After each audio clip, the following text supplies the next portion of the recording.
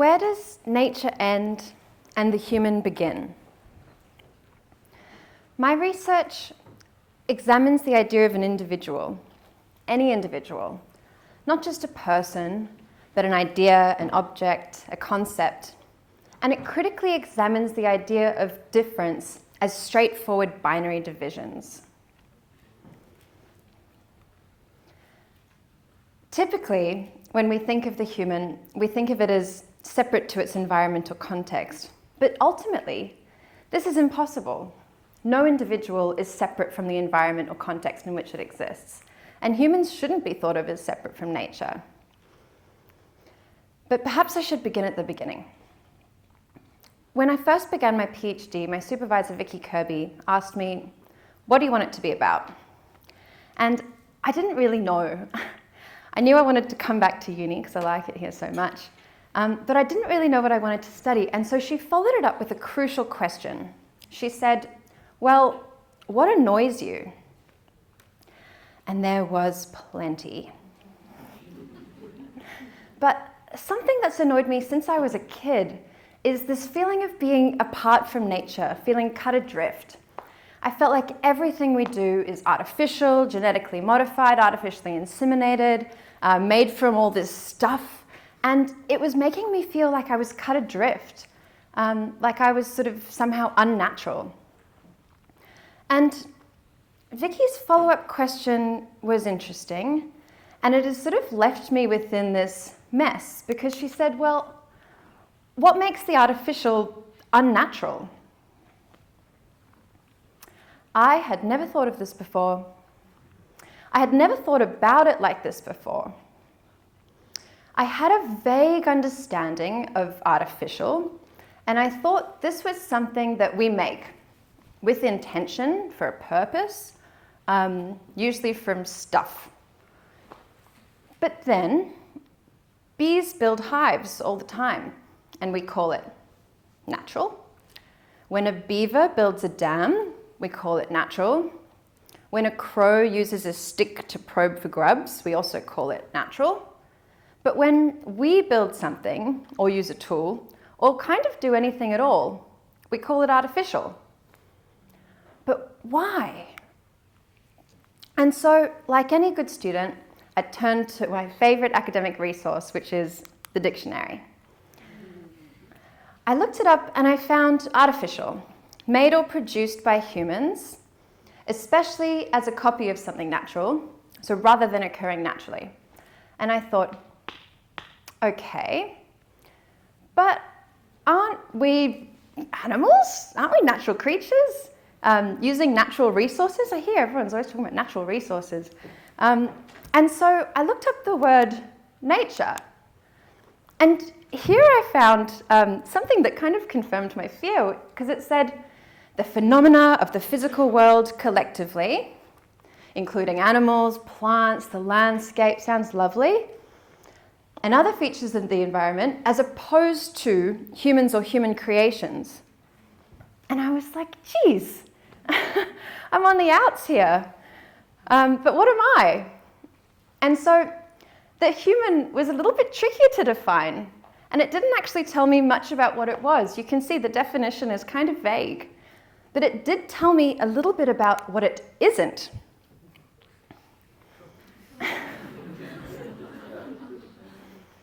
Now, the dictionary is a humble but powerful start point, and I don't want to bag out the dictionary. I'm a big fan of it. My mum, thank you mum, she goes to op shops, and when she comes across interesting copies, she brings them home for me and she says, look, another dictionary. And so it's not the fault of the dictionary that we're finding these kind of terms, but rather it's this belief system that we have set up that tells us that the human is separate to, special, superior than its environment. And it is this belief that sets us up as supreme and powerful rulers, able to walk around and sort of treat nature and everything else however we really please. Now, this divide that I'm trying to describe is typically called a binary split. Binaries are very useful tools that we use to understand the world around us. We compare and contrast one and the other side so that we can say, okay, this is what this side looks like, and it's in opposition to what this side looks like. Okay. However, binaries have significant impacts and have the capacity to restrict or enable groups accordingly. This is because they divide power, knowledge, and agency using this very straightforward split. Now, one of the things that I noticed when studying binaries is that one side is typically positioned as coming first, this kind of originary soup, a void waiting to be filled, and typically seen as something that sort of we begin at and then we don't have much to do with. We evolve out of it. We evolve out of our origin. And what we find is that the things on this side are typically considered Mother Earth, the feminine, not as intelligent, kind of less or lacking, more instinctual, less powerful, and usually other. So it's typically put on this kind of unfortunate side for those of us on that side. On the other side, we find stuff that has surplus, having more, things that we evolve into. And here we have having more of everything at the surplus, more intelligent, more powerful, ruling, these kind of ideas. Now, I would like to note that even though we are comparing and contrasting identities here, identity is not a concept that sits still or remains stable. Identity doesn't exist in some sort of vacuum. It is constantly on the move, constantly shifting. However, human exceptionalism asks that the human have a distinct identity that remains kind of stable. Human exceptionalism is this idea that humans are qualitatively different to other animals, so that we have, all these different attributes, but also that we're superior in moral value, so we're a bit better, right? It's an ancient and pervasive idea that you'll find thread throughout the life sciences and throughout many of the ways that we think about the world. And this creates a complex and usually inconsistent, one-sided relationship between the human and other animals, or the human and its environment. Now, the reasons for this is typically considered to be intention, intelligence, cognition, and language. These are the traits that usually set the human up as exceptional. However, there are numerous studies that tell us that this is simply not the case. And one that I came across and fell absolutely in love with was Monica Gagliano's studies on the Mimosa pudica, also known as the shy plant. Now, what Monica did is she took the Mimosa pudica and she dropped it from a short height into a safe little foam landing. The first couple of times she did this, the shy plant acted very shy, curled up its fronds, it wanted to say, "Oh, I'm quite frightened."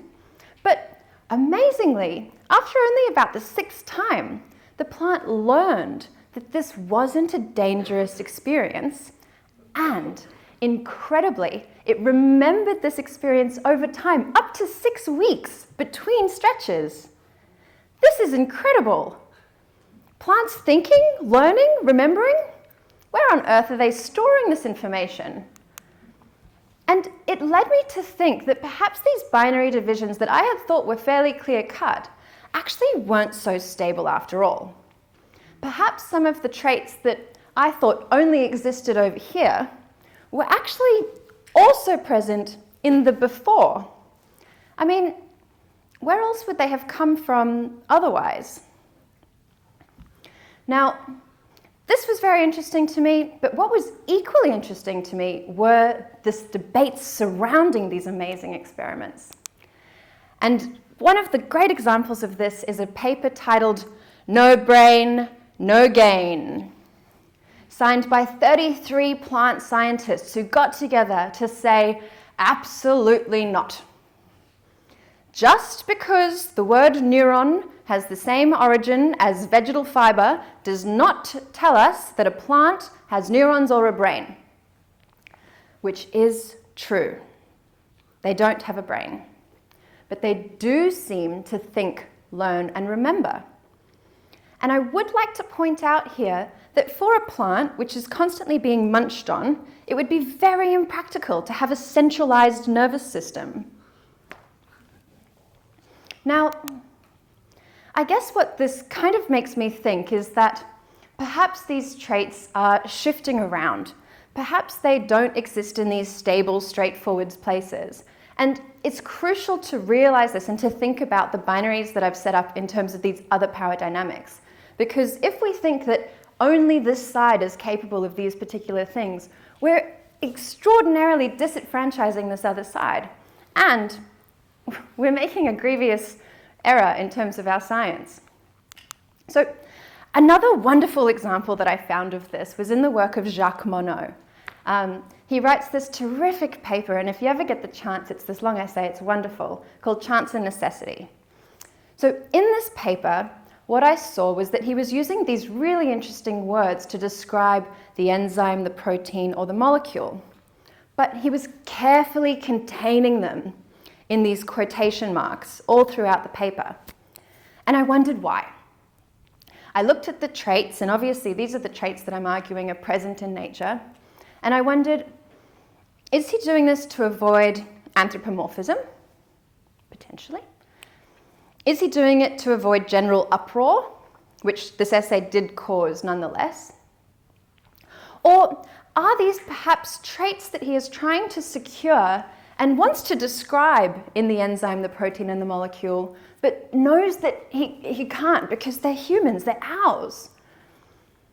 Now, I'd kind of like to ask this question of, why do we think that the traits present in the human should evolve to be purely ours? Where do we think the human or the individual arises? Where do we think it begins? Why do we think it has to come sometime after nature, arising only high above its own biology, outside of its own cells? Perhaps these straightforward divisions are holding up walls. And as a result, we're missing the point. We're missing some of these really curious, really interesting moments where perhaps if we treated them with a little bit more curiosity, we might find that the question isn't, where does nature end and the human begin? Perhaps neither has a beginning or ending at all. Thank you.